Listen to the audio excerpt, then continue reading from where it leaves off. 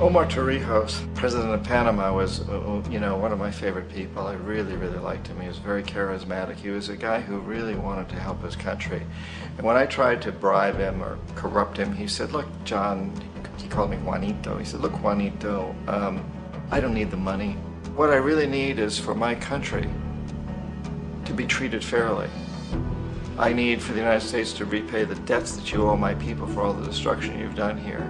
I need to be in a position where I can help other Latin American countries win their independence and be free of this terrible presence from the north that you people are exploiting us so badly. I need to have the Panama Canal back in the hands of the Panamanian people. That's what I want. And so, leave me alone. Don't try to bribe me." It was 1981, and in May, Jaime Roldos was assassinated. And Omar was very aware of this. Torrijos got his family together and he said, "I'm probably next, but it's okay because I've done what I came here to do. I've renegotiated the canal. The canal will now be in our hands." He just finished negotiating the treaty with Jimmy Carter. In June of that same year, just a couple of months later, he also went down in an airplane crash, which there's no question was executed by CIA-sponsored jackals. Tremendous amount of evidence that one of Torrijos' security guards handed him at the last moment as he was getting on the plane a tape recorder, a small tape recorder that contained a bomb.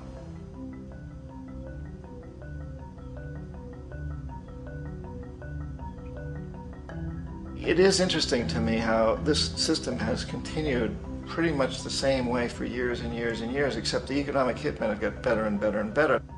Then we come up with, very recently, what happened in Venezuela. In 1998, Hugo Chavez gets elected president, following a long line of presidents who had been very corrupt and basically destroyed the economy of the country. And Chavez was elected amidst all that. Chavez stood up to the United States, and he's done it primarily demanding that Venezuelan oil be used to help the Venezuelan people. Well, we didn't like that in the United States. So in 2002, a coup was staged, which there's no question in my mind, and most other people's minds, that the CIA was behind that coup.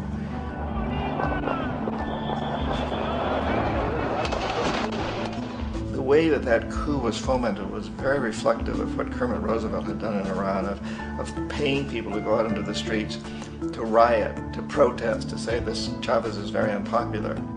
If you can get a few thousand people to do that in television, and can make it look like it's the whole country, and things start to mushroom. Except in the case of Chavez, he was smart enough, and the people were so strongly behind him that they overcame it, which was a phenomenal moment in the history of Latin America.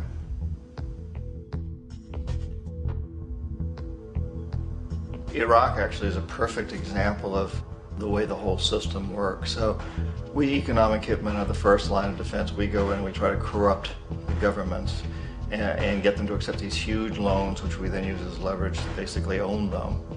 If we fail, as I failed in Panama with Omar Torrijos and in Ecuador with Jaime Roldos, men who refused to be corrupted, then the second line of defense is we send in the jackals. And the jackals either overthrow governments or they assassinate. And once that happens and a new government comes in, boy, it's going to toe the line because the new president knows what will happen if he doesn't. In the case of Iraq, both of those things failed. Economic hitmen were not able to get through to Saddam Hussein. We tried very hard. We tried to get him to accept a deal very similar to what the House of Saud had accepted in Saudi Arabia, but he wouldn't accept it. And so the jackals went in to take him out. They couldn't do it. His security was very good. After all, he had one time worked for the CIA. He'd been hired to assassinate a former president of Iraq and failed, but he knew the system. So in '91, we send in the troops and we take out the Iraqi military. So we assume at that point that Saddam Hussein is going to come around.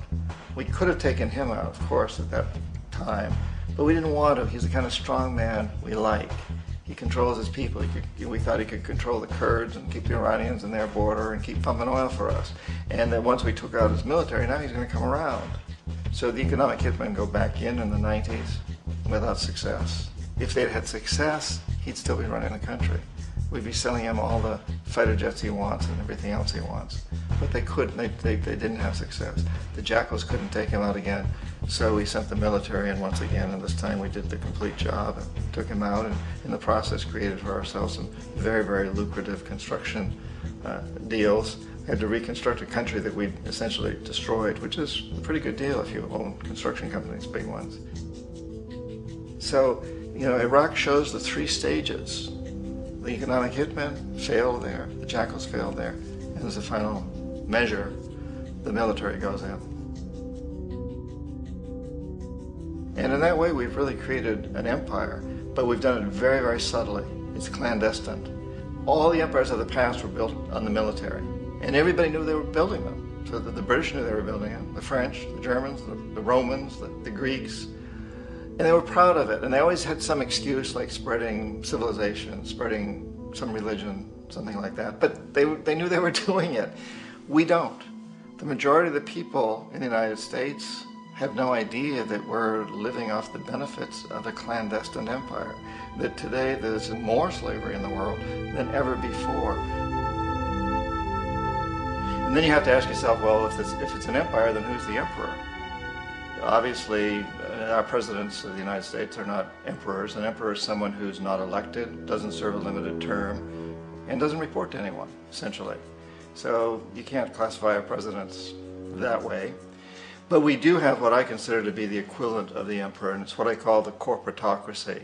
The corporatocracy is this group of individuals who run our biggest corporations, and they really act as the emperor of this empire.